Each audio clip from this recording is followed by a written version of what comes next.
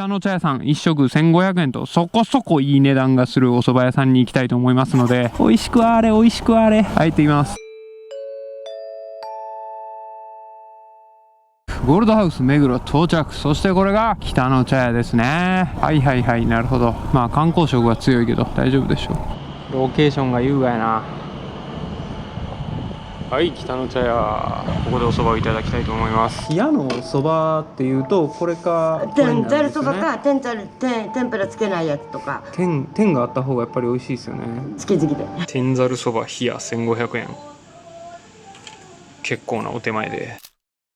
はい、北の茶屋さんで美味しいお蕎麦をいただきました。あれやね、天ぷらがすげえうまかったね。蕎麦は普通やけど天ぷらがすげえうまかったから900円で蕎麦を食べるよりも1500円払って天ぷら蕎麦にした価値はあったね。でこれからね、今ね最も暑い時間帯と言われている14時から15時の時間を北の茶屋さんでなんとか逃げ切ったので、今から磐梯吾妻スカイラインへ入って、で浄土平をちらっと見て、で福島市街に入っていきたいと思います。磐梯吾妻スカイラインまで54分か、結構遠いねんな。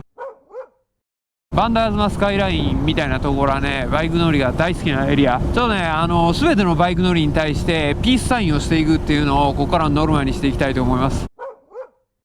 ピースサイン何それっていう話なんやけど、まあこういうのとかこういうのとかこういうのとかいろいろあるんやけど、そのバイク乗り同士がよくやるやつみたいなのがあんねん。バイク乗りの中ではやえって言われてんのかな。バイク乗り全員に挨拶をしていこうかなと。意味はね特にないね。頑張れよみたいな的な、バイク楽しいね的な、なんかどういう意味があるのか正直よくわからん。せっかくのスカイラインやから。ただね、今日が月曜日今日火曜日ということもあって、まあ、平日なんであんまりおらんか、バイク乗りはいればいいなっていう感じだから、全員にねやっていきたいと思います。ここからはねすごい、もうすぐね磐梯吾妻スカイラインに入れるとは思うんやけど、意外と遠いな。すごくおしっこがしたいし、あとやっぱり標高が上がると若干寒い。ウィンドブレーカーがちょっと欲しいし寒い。おー綺麗だね、綺麗やな。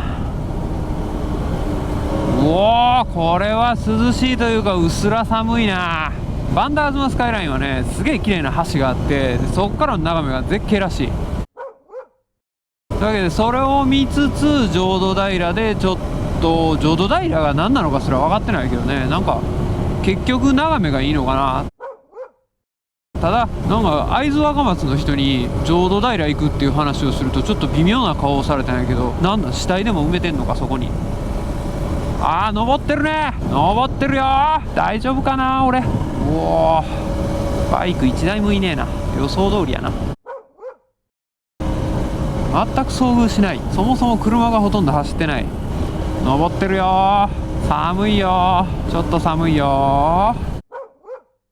あ、こっからがスカイラインってことか。通行止めははい、さあほう、東山噴火警戒レベル2のため通行止めですって。マジかー。てか東スカイラインダメなのやっぱり。電波が全然入らん。せっかくやから行きたいな。ちょっと問い合わせしとくか。福島県北建設事務所。くそー、電話つながるかな。つながってくれ。つながらんか。つながんねえな。やっぱソフトバンクあかんな。ドコモでダメだな、ソフトバンク相変わらず。うわ、ドコモ普通につながるやん。はい、すいません、ちょっとお伺いしたいんですが。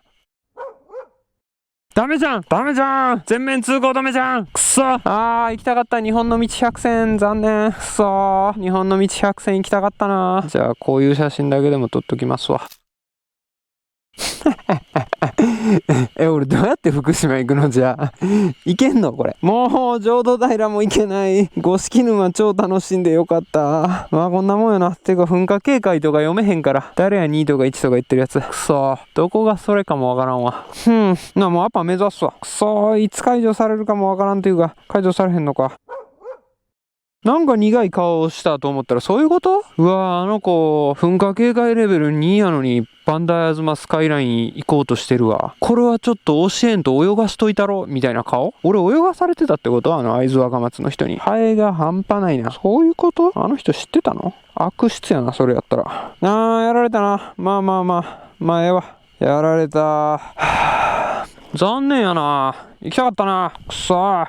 教えろよ。教えろよ。噴火警戒レベル2になってんの知ってんのやったら教えろや。会津若松にはもう行かん。くそー。でもあの人郡山から来てるっつってたな。気をつけて安全運転で。虫さん、そこ俺の席やからどいてね。虫がやばい。はあ、ショックだわ。ショックだわ、私。なんかバイク乗ってる人全然おらんなって思ってん。まあ近道ですわ。近道で福島駅を目指します。とりあえず外と行こう。何分 ?46 分。結構かかんな。頑張れ俺。くそー、やられたー。残念すぎるぜ。残念。残念が多いね。まあ旅ってこんなもんや。残念が多いね。バンダイアズマスカイライン。またいつか来れたら来よう。すごいね。ちょっとバンダイアズマではないけど、それっぽい山脈の景色を楽しんでくれ。ここは標高何メーターや。バンダイアズマは標高1600メーターまで行けたらしいね。この段階でちょっと寒いけど、標高1600は結構大したもんやぞ。ここはどれぐらい ?800 とかそれぐらいなんや。そしたら今日五色沼行っただけか。ようわからんハイキングをして毘沙門沼と赤沼を見ただけが。本当にお前の旅の密度は薄いな。1日100キロのペースで日本一周しようと思ったら少なく見積もって1万2000キロでしょ。120日かかんねん。120日っつったら6ヶ月じゃあ4ヶ月か。いけるわ。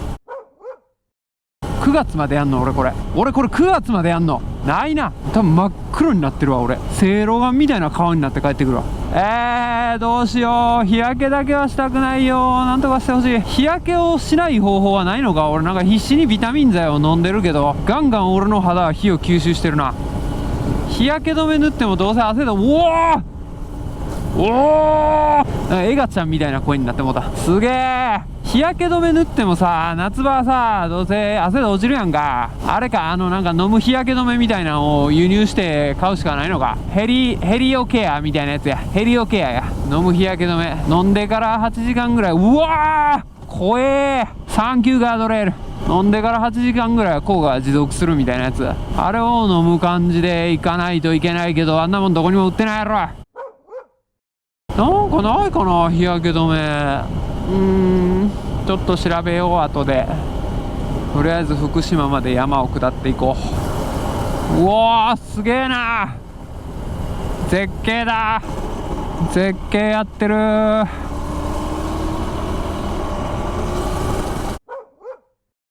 すごいね。日本は絶景だらけだね。綺麗だね。山が綺麗だね。すごいよ。鹿も出てくるよ。気をつけないとだね。急勾配だよ。怖いよ。運転してる僕が一番怖いよ。怖いね。死んじゃうよ。このままじゃ死んじゃうよ。左手が痛いね。ずーっとクラッチ握ってるよ。痛いよ。左手の握力上がってるよ。はい、福島市街到着。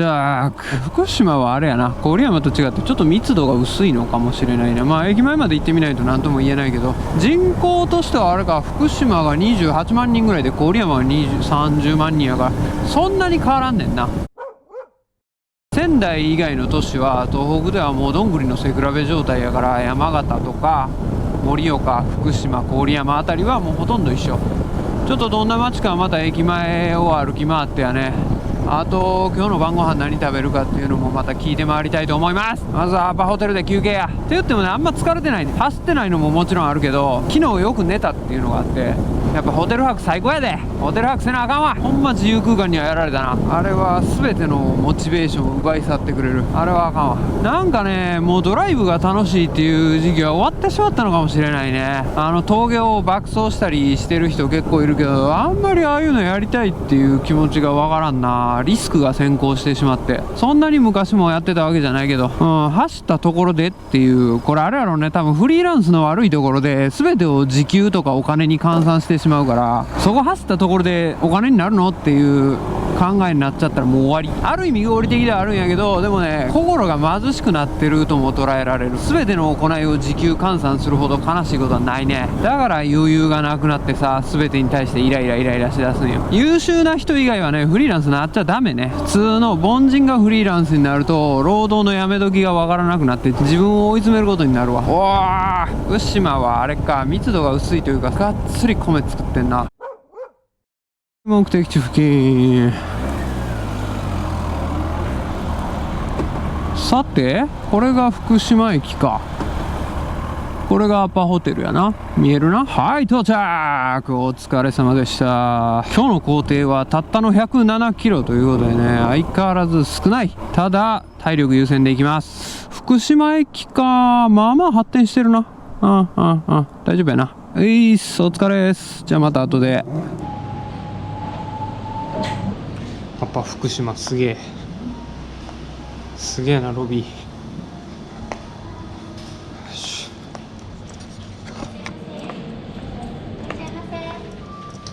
予約をしている場合は